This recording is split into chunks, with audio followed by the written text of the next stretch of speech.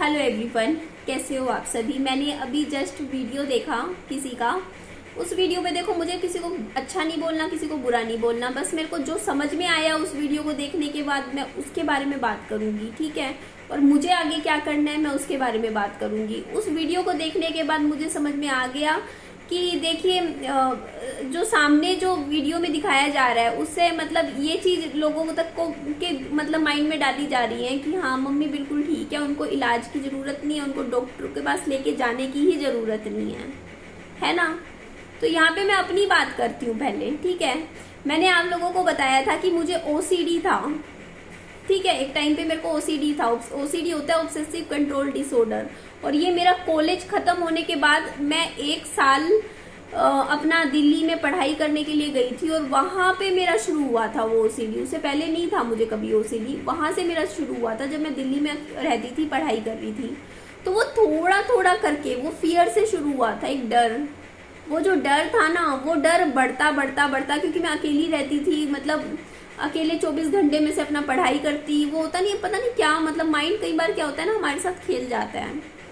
तो हुआ क्या था, वो ओसीडी किस लेवल तक बढ़ गया था कि मैंने अपनी लाइफ का पूरा करीबन 1.5 साल खराब किया उस ओसीडी की वजह से। यकीन मानो 1.5 साल, वो 1.5 साल जो मैंने फील किया, मैंने फेस किया, वो मैं जानती हूँ। लोगों के लिए मैं बिल्कुल नॉर्मल थी उस टाइम। अच्छे कपड़े भी पहनती थी, सुंदर भी लगती थी, स्मार्ट भी लगती थी, सब लोगों से हंस के बात भी करती थी, सब कुछ नॉर्मल था दिखने में, सब कुछ बाहर से सब कुछ अच्छा लगता है। लोगों को लगेगा, लोग कह ही नहीं सकते कि देयर इज समथिंग, अंदर कुछ चल रहा है। कुछ भी नहीं, सब कुछ नॉर्मल है, बट अंदर क्या चल रहा है मेरे, वो था डर, वो फियर। लोग नहीं समझ पा रहे थे, लेकिन मैं जानती हूँ कि वो जो 1.5 साल मेरी जिंदगी का ना, मैं ऐसा कहती हूँ कि सन्नी के जाने के बाद भी वो नरक नहीं झेला मैंने शायद, लेकिन जो ओसीडी की वजह से जो नरक मैंने झेला है ना, वो मैं जानती हूँ। 1.5 साल इंसान, मतलब मेरी हालत एक पॉइंट पे ऐसी हो गई थी, मैं खुद से इतनी परेशान हो गई थी कि मैंने ये बात एक बार मेरे पापा जी को बोली आखिरी में जाके, जब मैं इस हद तक परेशान हो गई थी मेरे ओसीडी की वजह से। मैंने कहा पापा जी, अगर मेरे सामने इस टाइम कोई दवाई रखी हो ना तो मेरे को दे दो, मैं अपने आप खा के, मेरे को लाइफ जीना मुश्किल लग रहा है और दूसरी साइड मतलब वो आसान लग रहा है करना। सोच के देखो, उस पॉइंट पे आ गई जब मैंने घर वालों को यहाँ तक बोल दिया कि मुझे अकेला मत छोड़ना आप, बिल्कुल, अगर मुझे जिंदा देखना चाहते हो। ऐसी सिचुएशन कैसे आ गई मुझे खुद नहीं पता। मैं उस पॉइंट से एक नॉर्मल इंसान, कॉलेज जा रही हूँ, हंस रही हूँ, अपना अच्छे से लाइफ जी रही हूँ, वहां से उस पॉइंट तक कैसे पहुंची मुझे खुद को नहीं पता चला। धीरे धीरे धीरे धीरे धीरे धीरे अब हो जा रहा था, कुछ हो रहा था, मुझे परेशानियां हो रही थी, लेकिन कोई और नहीं समझ सकता था वो परेशानी, कोई भी नहीं, कि मेरे साथ हो क्या रहा था। सिर्फ मैं समझ पा रही थी कि मेरे साथ क्या हो रहा था, ठीक है। उसके बाद क्या होता है कि ना, मेरे पापा जी मेरे को, जब मैंने ये बात बोली ना कि मुझे अब अकेला मत छोड़ना, और ये बात मैंने, आई मीन इट, मैं सच में जिंदा ना बचती अगर मेरे पापा जी उस दिन मुझे साइकियाट्रिस्ट के पास ना लेके जाते। कसम से बोल रही हूँ, मैं बचती ना। वो मुझे लेकर गए साइकियाट्रिस्ट के पास, ठीक है। मेरे को नहीं पता था क्या होती है साइकियाट्रिक चीजें, होती हैं क्या होती है साइकोलॉजिकल चीजें, नहीं मालूम था। उस दिन पापा जी जब मुझे लेकर गए ना साइकियाट्रिस्ट के पास, तो मैं साइकियाट्रिस्ट, मतलब जो डॉक्टर है उनके सामने भी मेरे को ऐसा लग रहा कि मैं सही हूँ वो गलत है। समझ रहे हो आप? वो मेरी बात समझ नहीं पा रहे हैं। पूरी दुनिया में कोई इंसान मेरी बात समझ नहीं पा रहा है, पता नहीं क्यों, क्योंकि समझेगा कैसे। वहां पे जाके ना उन्होंने क्या किया था, मेरे को आज भी याद है। मेरे फादर मेरे को यहाँ पे 200-300 रुपए की पर्ची कटवा के यहाँ पे लेकर गए थे डॉक्टर के पास, और मैं वहां पे भी वही चीजें रिपीट कर रही थी जो मैं हर जगह कर रही थी। पता है क्या था मेरा ओसीडी था दवाइयाँ, मेडिसिन। मैं क्या करती थी, मैं कोई भी गूगल पे कोई भी ना बीमारी पढ़ लेती थी और उस बीमारी के सिम्टम्स पढ़ती रहती थी, और उस बीमारी के बारे में क्या होता था कि दवाइयाँ, उनके बारे में इलाज के तौर पे उनकी दवाइयाँ देखती थी कि मतलब वो, मेरे को ऐसा लगता था कि वो बीमारी मुझे है। मैं अपना ओसीडी बता रही हूँ कि मेरे साथ क्या प्रॉब्लम थी उस टाइम। और मैं डॉक्टर के जाती थी और उनसे दवाइयाँ लिखवा के प्रॉपर वो दवाइयाँ खाती थी। किस चीज़ की दवाई? बीमारी तो कुछ थी ही नहीं, फिर भी मैं किस चीज की दवाइयां खा रही थी। मतलब किसी भी रैंडम चीज की, जो दिमाग में आ गया उस चीज की दवाई खानी है मुझे। इतनी इतनी गोलियां खा रही हूँ मैं, आप इमेजिन कर सकते हो किस चीज की। लेकिन सिर्फ क्योंकि मेरे माइंड में है कि मेरी ये दिक्कत है, और मेरे को 100% श्योरिटी है कि मुझे दिक्कत है, मुझे वो दिक्कत है, मुझे वो दवाइयाँ खानी है। जब मेरे को डॉक्टर कह देते कि आपकी वो दिक्कत नहीं है, वो सामने कह देते दिक्कत नहीं है, तो मैं डॉक्टर को पता है क्या बोलती थी? मैं कहती थी कि दिक्कत नहीं है वो तो मुझे पता है, बट वो दिक्कत हो जाएगी। देखो कन्विंस करने का तरीका देखो, वो दिक्कत मुझे हो जाएगी, होने वाली है कुछ टाइम में, आप मुझे एडवांस में दवाई दे दो ताकि वो दिक्कत मुझे ना हो। क्या लॉजिक था? कुछ नहीं, लेकिन मैं ऐसा कर रही थी। और डॉक्टर भी मुझे नहीं पता फिर वो क्या लिख के मुझे दे देते थे दवाई में, वो भी कुछ ना कुछ, में भी शायद वो विटामिन देते थे, कैल्शियम देते थे, I don't know, I have no idea. और वो मुझे देते थे और मेरे को थोड़ा थोड़ा ठीक लगता था, चलो मैं कुछ ले रही हूँ। मतलब कितनी दवाइयाँ मेरे शरीर में जा रही हैं, जबकि मेरे कुछ बीमारी नहीं है, मेरी बॉडी ले रही है। 1-1.5 साल में दवाइयाँ खा रही हूँ बिना काम की, कुछ भी XYZ। ये मेरा OCD हो गया था, मेरा OCD चला गया था उस जगह। और हर चीज में मतलब ये चीज बढ़ रही थी मेरी। आप इमेजिन नहीं कर सकते हो मेरी लाइफ में किस लेवल का मेरा स्ट्रेस हो रहा था उस टाइम। कोई भी नई बीमारी आप अपने अंदर फील कर रहे हो और उस चीज का इलाज कर रहे हो। मुझे आज हंसी आती है ये चीजें सोच के कि मैं क्या कर रही थी। वो 1.5 साल मैंने क्या किया। मैं गवर्नमेंट जॉब की तैयारी करने की शुरुआत की थी मेरी, और पढ़ाई करती थी। मैं कॉलेज टाइम में भी गवर्नमेंट जॉब की कर रही थी तैयारी, लेकिन वो सब खत्म हो गया। मेरे से पढ़ाई नहीं हो रही थी, मेरे हाथ कांप रहे थे, मैं डर रही थी।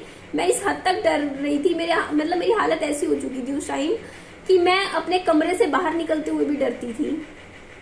मतलब इतना लेवल का फियर, मतलब मैंने आज तक वो फियर, मुझे आज भी याद है कि यार ये डर, ऐसा क्या डर था वो, मतलब मैं क्या फील कर रही थी उस टाइम। वो 1.5 साल मुझे नहीं समझ में आया, मुझे नहीं समझ में आ रहा था। लेकिन एक वो पॉइंट आ गया फिर एकदम से, क्योंकि मेरे हाथ अपने आप ऐसे ऐसे होते थे, मेरे कांप रहे होते थे। मेरी एंजाइटी लेवल इतना हाई था उस टाइम, बहुत हाई। ठीक है, तो आगे सुनिएगा। तब ये चीज मेरे साथ हुई तो मैंने मेरे पापा जी को कह दिया, पापा जी मेरी लाइफ खत्म है, मुझे संभाल लो, मेरे बस का कुछ नहीं रहा। ठीक है, मेरे को या कुछ भी दवाई दे दो, मैं शांति से, मैं जीना नहीं पसंद करूंगी, मैं वो करना पसंद करूंगी, क्योंकि मुझे सुकून नहीं मिल रहा इस जिंदगी से अब बिल्कुल। ठीक है, मेरे से ये चीजें और हैंडल नहीं हो पाएगी। I can't take it any more, मुझसे नहीं हो पाएगा अब ये। यहाँ पे इस पॉइंट पे आने के बाद मेरे फादर मुझे लेके गए साइकियाट्रिस्ट के पास। अब आप मेरी आगे की स्टोरी सुनिएगा। जब मैं साइकियाट्रिस्ट पे गई ना, उन्होंने मेरे सामने इतनी मोटी बुक थी, वो खोली। उस बुक को खोलने के बाद उन्होंने एक शब्द वहां पे लिखा हुआ था OCD, जो कि मुझे फर्स्ट टाइम पता चला कि OCD नाम का कोई चीज होती भी है, मुझे नहीं पता था। OCD, उसने OCD लिखा हुआ था कागज पे। मैंने वो शब्द पढ़ा, सॉरी मेरा गला बैठ रहा है थोड़ा। तो उस शब्द को पढ़ने के बाद उन्होंने मेरे को उसका मतलब समझाया, उन साइकियाट्रिस्ट ने। उसके बाद एक और शब्द था वहां पे लिखा हुआ था, हाइपोकॉन्ड्रिया, यही था शायद, हाइपोकॉन्ड्रियक, एक्सट्रीम लेवल का कुछ था ये। मैंने ये शब्द भी पहली बार अपनी जिंदगी में सुना था उनके मुंह से।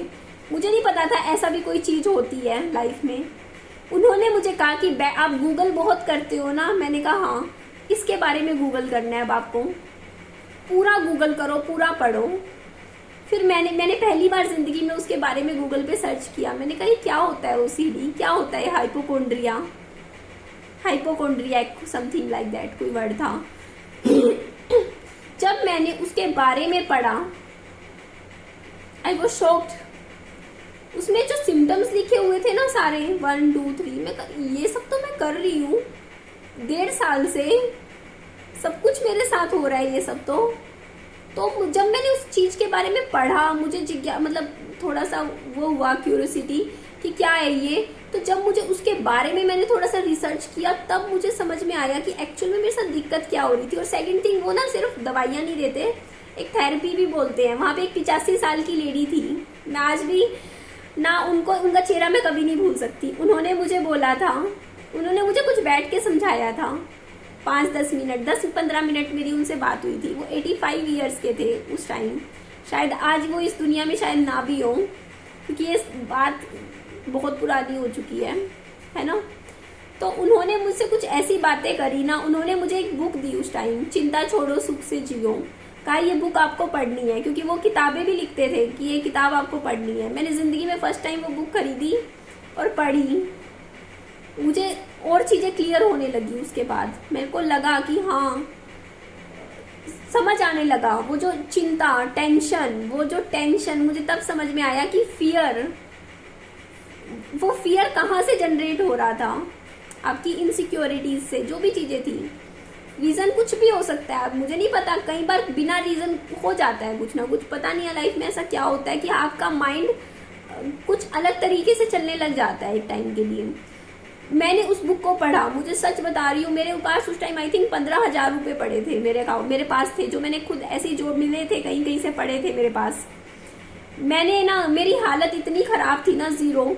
उस टाइम साइकियाट्रिस्ट ने ना, उन्होंने मेरे को 1 हफ्ते की दवाई लिखी थी। मैं जिंदगी में पिछले 1.5 साल में सोई नहीं थी ढंग से, मुझे भी याद है यार, मैं 1.5 साल सोई नहीं थी। मुझे पता है मैं पूरी रात क्या मेरी हालत रहती थी, मेरे को पता है वो डर, फियर। अभी देखो आपके बारे में, अपने उस डर के बारे में भी मैं बात कर रही हूँ, मेरे आंखों में आंसू आने को हो रहे हैं।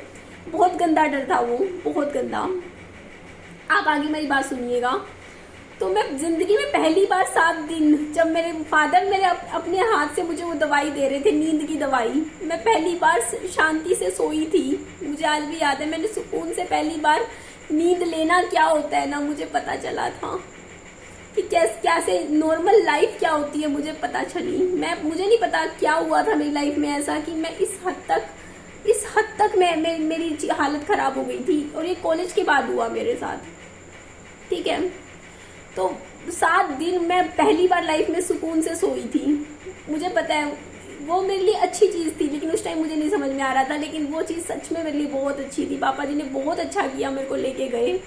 वो 7 दिन मैंने इतनी सुकून से सोई। लेकिन उसके बाद मैंने 8वें दिन दवाई नहीं ली, कभी नहीं ली। मैंने कहा नहीं, मैं दवाई नहीं लूँगी, क्योंकि मैंने एक दिन दवाई नहीं ली ना, तो फिर वो आदत हो जाती है उनकी, और फिर आप बिना उन दवाइयों की अपनी ज़िंदगी नहीं स्टार्ट कर पाओगे। तो मैंने कहा नहीं, मैं बिना दवाई के नहीं, मैं दवाइयों पे नहीं जाऊँगी, मैं अपनी विल पावर से निकलूँगी इन चीज़ों से बाहर।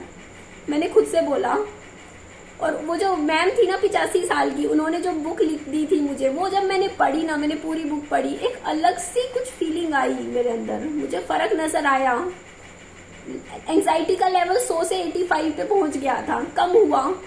तब मैंने फिर क्या किया, फ्लिपकार्ट पे ऐसी और किताबें, मैंने कभी ज़िंदगी में कोई मोटिवेशनल बुक नहीं पढ़ी थी, ज़िंदगी में नहीं पढ़ा कुछ भी। मोटिवेशन होता क्या है ये सब मुझे पता ही नहीं था। मैंने पहली बार लाइफ में ना उस किताबें ढूंढनी शुरू करी। और आप यकीन मानो, उन 15,000 रुपये की मैंने किताबें खरीदी। मैं क्या करती थी, फ्लिपकार्ट से ऑर्डर करती 3-4 किताबें, अकेले अपना कमरा बंद करके सिर्फ बुक्स पढ़ने लग गई मैं। और वो बुक्स मैंने पढ़ी, जैसे हर रोज मैं सिर्फ क्या करती थी, या तो किताबें पढ़ रही होती थी या सो रही होती थी, बस। मैं घर से बाहर नहीं निकलती थी। मेरा एकदम से 10-15 किलो वजन बढ़ चुका था उस टाइम पीरियड में, ठीक है। बहुत हाई लेवल की एंग्जाइटी थी, ऐसी 1-2 दिन में नहीं गई वो मेरी। उसके बाद वो बुक्स पढ़ती गई तो करीबन ऐसे 2 महीने निकल गए। मैंने जैसे 3 बुक्स मैंने कंप्लीट करी तो 2-3 और मंगवाती, कुछ ना कुछ और। पहली बार जिंदगी में, लाइफ में मैंने किताबों से दोस्ती करी, उस टाइम बुक्स पढ़नी शुरू करी। और उन बुक्स को पढ़ने के बाद मुझे लाइफ में पहली बार एक जो मेंटली जो पीस जो मैं तलाश कर रही थी वो मुझे मिलने लगा। मुझे उसमें पढ़ी हुई बातों को, मैंने कहा मुझे इनको फॉलो करके देखना है। उसमें पॉइंट लिखे होते थे कि आपने खुद को व्यस्त रखना है, आपको बिजी रखना है। मैं कहा चलो बिजी रखूंगी, मैं रखूंगी। क्या ये वर्क करेगा? क्या मेरा माइंड इस तरीके से काम करेगा? क्या मैं अपने माइंड को कंट्रोल कर पाऊंगी, जो कि बिल्कुल अनकंट्रोलेबल हो चुका है? हुआ, धीरे धीरे हुआ, माइंड चेंज हुआ। आगे की सुनिएगा कहानी। उसके बाद कुछ महीने मैंने निकाले। उसके बाद कुछ महीने जब निकल गए, मेरा लेवल 100 से 50 पे पहुंच गया था। एंग्जाइटी लेवल कम अपने आप हुआ, वो भी किससे? किताबों से, बुक्स पढ़ने से। फिर उस लेवल को जब मैंने 50 पे ले आई थी, उसके बाद मैंने कहा नहीं, अब मुझे बाहर निकलना है, मुझे नौकरी करनी है, मुझे काम करना है। मेरे को लगा था मैं अगले 25, 30, 35 साल में उसी चक्रों में पड़ी रहूंगी, लेकिन आज मैं लिख के देती हूँ मेरा OCD सिर्फ 1% है इस टाइम। और वो क्या है, सिर्फ दरवाजा बंद करने वाला, चेक करने का। मैं दरवाजा बार बार चेक करती हूँ, 1 या 2 बार हो जाता है, या गैस चेक करना, वो कोई मुश्किल काम नहीं है। मेरा OCD मुझे अफेक्ट नहीं कर रहा, मुझे टेंशन नहीं दे रहा, मुझे किसी तरीके की एंग्जाइटी नहीं दे रहा। आई एम टोटली 100% लगभग मैं क्योर हो चुकी हूँ, और बहुत सालों से मैं बिल्कुल नॉर्मल हूँ। लेकिन जब मैं नोएडा गई ना, उस टाइम भी 25% था वो मेरे OCD मेरे साथ।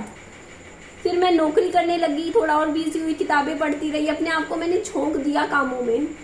करते करते मेरे को समझ आया, और मैं OCD से जीत गई। मैं आज मेरी लाइफ में OCD कहीं एग्जिस्ट ही नहीं करता, और ये बात कितने सालों पुरानी हो चुकी है।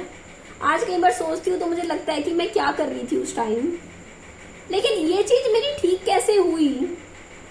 ठीक हो सकती है यार चीजें, कोई भी हो। देखो कोई कह देगा, हाँ लोग कह देते हैं यार पागल हो जाता है, ये होता है वो होता है, पागल पागल कहते हैं यार। हर एक चीज ना, अगर आप मेंटली तौर पे कुछ परेशानियां आपकी लाइफ में चल रही है ना, तो जरूरी नहीं है। देखो अभी आप मेरे को कह सकते हो कि आप टोटली नॉर्मल है, सब कुछ ठीक है, पर वो ठीक कैसे हुआ? काम किया ना खुद के ऊपर, पता चला, प्रोफेशनल हेल्प ली ना हेल्प, 1 हफ्ते के लिए दवाई खाई ना, चीजें जो उन्होंने समझी ना। वरना कौन मेरे को आके बोलता कि भाई आपको ये दिक्कत है, ये इसके बारे में पढ़ो। जब मैंने इस बारे में पढ़ा, मुझे समझ में आया कि हाइपोकोंड्रिया होता क्या है। उसमें डर होता है, फियर ऑफ डिजीज, और वो इतना हाई लेवल का भी हो जाता है। पता चला मैं ठीक हो गई। इन द एंड कहने का मतलब ये है कि ली थी ना प्रोफेशनल हेल्प, तो मैं ठीक हो गई। तो वो चीज मैंने फेस करी है यार, इसीलिए मुझे पता है कि देखो इंसान सामने अपने आप को कवर कर लेता है, लोगों के सामने वो चीजों को हाइड कर लेता है, लेकिन यार इन द एंड इंसान तो अंदर ही अंदर घुट रहा है ना। वो लोगों को दिक्कत नहीं हो रही, लेकिन उस इंसान को तो दिक्कत हो रही है ना। अगर उसको जरूरत है हेल्प की तो हमें हेल्प देनी चाहिए।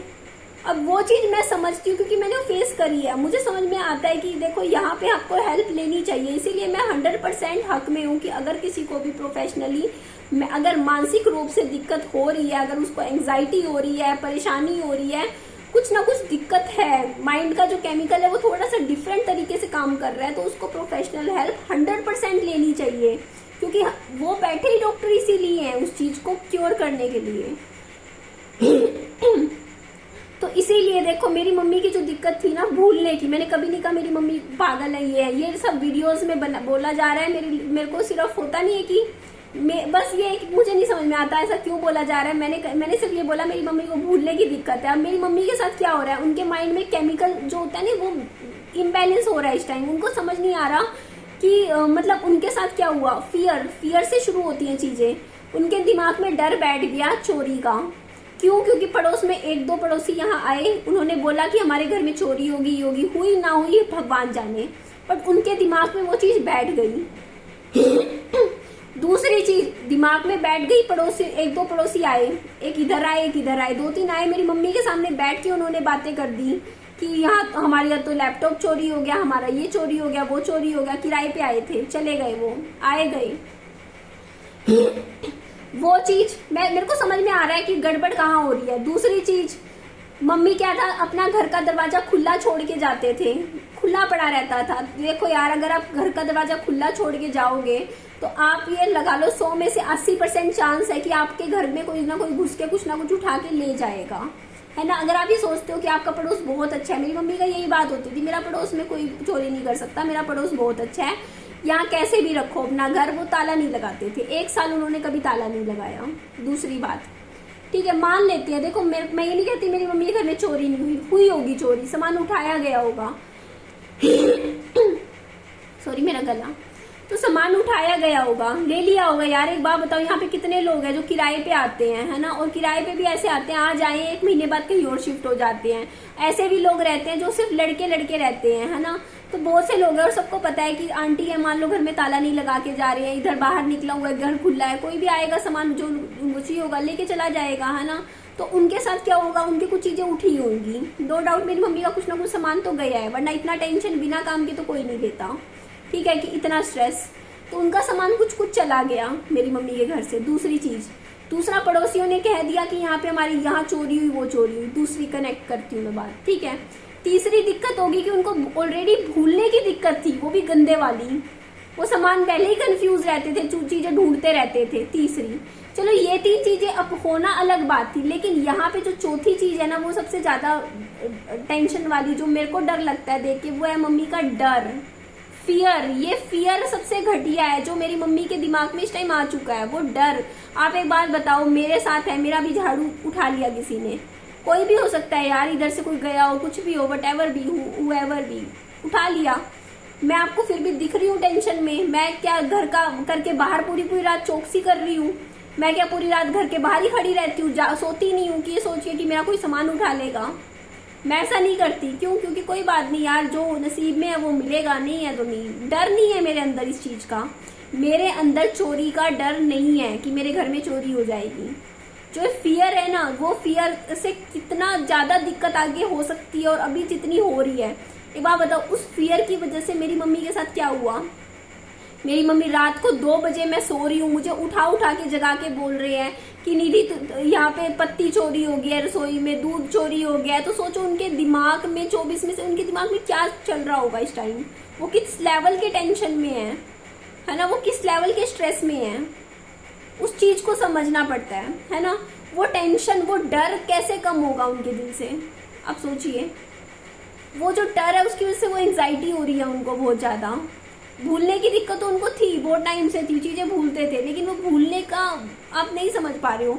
तो यहाँ पे ना मैं बस इतना चाहती थी कि मम्मी को, मैंने नहीं कहा कि मेरी मम्मी पागल है, मैंने सिर्फ ये कहा था कि एक प्रोफेशनल हेल्प लेनी जरूरी है। क्योंकि एक टाइम पे देखो, एक इंसान सो नहीं रहा है रात भर, दिन भर चौकसी कर रहा है, जागे जा रहा है, 24 में से 23 घंटे जाग रहा है, मतलब उनकी हेल्थ के लिए भी ठीक नहीं है ये चीज। तो मेरा कंसर्न सिर्फ इतना था उस टाइम, मैंने सिर्फ ये बोला था कि एक बार डॉक्टर को दिखा देना चाहिए उनको, वो अपनी बातें डॉक्टर को बताएंगे कि देखो मेरे साथ ये हुआ, वो हुआ, वो कुछ ना कुछ सोल्यूशन निकालेंगे आगे। हो सकता है कि वो कुछ दिन के लिए नींद की दवाई मम्मी को लिख के दे दे 8-10 दिन के लिए, तो वो अच्छे से सोएंगी तो उनके दिमाग में जो ये थॉट है वो कम आएगा, वो थोड़ा शांत रहेंगी, है ना, उनके माइंड से चीजें निकलेंगी धीरे धीरे। ये डर निकालना जरूरी है उनके मन से। मैं ये कह रही हूँ, ये फियर सबसे घटिया चीज है, ठीक है। तो इस चीज के लिए देखो, क्योंकि चीजें क्या था कि फिर मेरी मम्मी के मन में वो डर पैदा हो गया कि चीजें उठ रही हैं, चीजें मिल नहीं रही। तो बात दिक्कत ये हुई कि वो पड़ोस में जाके पूछने लग गए कि हाँ तूने तो नहीं उठाया, तूने ये तो नहीं लिया, तूने वो तो नहीं लिया। यहाँ पे गड़बड़ हो गई ना शुरू, क्योंकि फिर वही है, पड़ोसी तो आके लड़ने आ जाएंगे कि हमसे कैसे पूछ रहे हो, आप तो हमें चोर बना रहे हो। पड़ोसी तो यही बोलेंगे कि तुम यार देखो मेरा झाड़ू चोरी हुआ। मैं किसी के घर में जाके पूछताछ तो कर नहीं सकती, जाके मैं हर घर में जाके पूछूं कि भाई तूने उठाया मेरा झाड़ू, तूने, भाई जिसने उठा लिया उठा लिया, हम किसी से पूछ नहीं सकते जाके। ये तो समझ में आता है, नहीं पूछा जाता, क्योंकि सामने वाला बंदा तो ये सोचेगा हमें चोर बना रहे हैं, वो तो उल्टा सुनाएगा, हम पे आएगा। यहाँ पे दिक्कत है। मैंने मम्मी को बस यही बात समझाई कि मम्मी किसी से जाके मत पूछो बस कि आपने उठाया नहीं उठाया, बस अगर उठ भी गया तो जाने दो, छोड़ दो, ठीक है। तो मेरे साथ वो चीजें जब मेरे को, देखो मैंने बहुत टाइम तक सोचा चलो जाने दो, लेकिन मेरे साथ क्या हो रहा था कि वो चीजें जब बढ़ गई बहुत ज्यादा, तो मेरे को दिखने लगा कि नहीं, अभी इस पॉइंट पे ना फैमिली को इन्वॉल्व होना जरूरी है, उनको देखना पड़ेगा। अकेले मैं हैंडल नहीं कर पाऊंगी ये चीजें। जब मुझे लगा कि नहीं हो पा रहा, मेरे बस की नहीं रही वो चीजें, है ना, अगर मैं कंट्रोल अपने एंड पे कर पाती तो मैं कर लेती।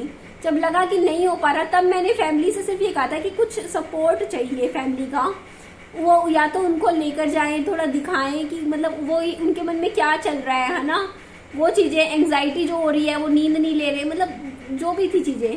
लेकिन लोगों ने क्या किया कि मैं बढ़ चढ़ के मैंने कभी कुछ नहीं दिखाया, जो बात हुई वही बोली थी। मेरी माँ के यहाँ लाठी मारी थी पड़ोस में किसी ने, ठीक है, वो भी क्यों? क्योंकि मेरी मम्मी किसी के घर चले गए थे पूछने के लिए कि तुमने मेरा ये सामान उठाया है और उनके घर पे जाके मम्मी बोलते कि ये जो चीज रखी हुई है ना, ये मेरी है, तुमने ली है, ये मेरी चीज है, मेरी वापस करो। तब उन्होंने, मतलब मेरी मम्मी वो चीज उठाने लगे होंगे उनके घर से, कुछ भी चीज, मुझे नहीं पता क्या था। वो मम्मी बोलते ये मेरी चीज है, उनको ये नहीं, उनको भी ये भी तो नहीं ध्यान कि वो चीज उनकी है नहीं है, उनको ध्यान ही नहीं आ रहा, कुछ भी समझ नहीं आ रहा था। तो उन्होंने क्या किया कि उनको लगा कि हमारी चीज उठा रहे हैं, मम्मी कह गए कि हाँ ये मेरी है, उन्होंने यहाँ मम्मी की लाठी मार दी, ये चीज हुई, ठीक है। तो इस चीज में देखो, मुझे ऐसा लगा कि यहाँ पे चीजें मैं हैंडल नहीं कर पा रही। मैंने मम्मी को समझाया, मम्मी को मैंने ये बोला, मैं पड़ोस में किसी को बात मत करो इस बारे में, जो गया सो गया। पर वो नहीं समझ पा रहे थे, नहीं हो रहा था। तो मैंने पापा जी को भी बोला, मैंने कहा पापा जी आप समझा दो, फोन पे बहुत बार बोला, पापा जी आए लेकिन वो भी बात चीजें नहीं हो पाई सॉल्व। तब मैंने ये चीज बोली कि हो सकता हो कि उनको थोड़ा सा माइंड को, मैंने सिर्फ ये चाहती थी कि वो शांत हो जाएंगी, वो सोएंगी आराम से, वो नींद पूरी हो जाएगी उनकी, तो उनके दिमाग से थोड़ी टेंशन निकलेगी। उनको टेंशन है इस टाइम, स्ट्रेस है, वो स्ट्रेस कम करना है उनके दिमाग से।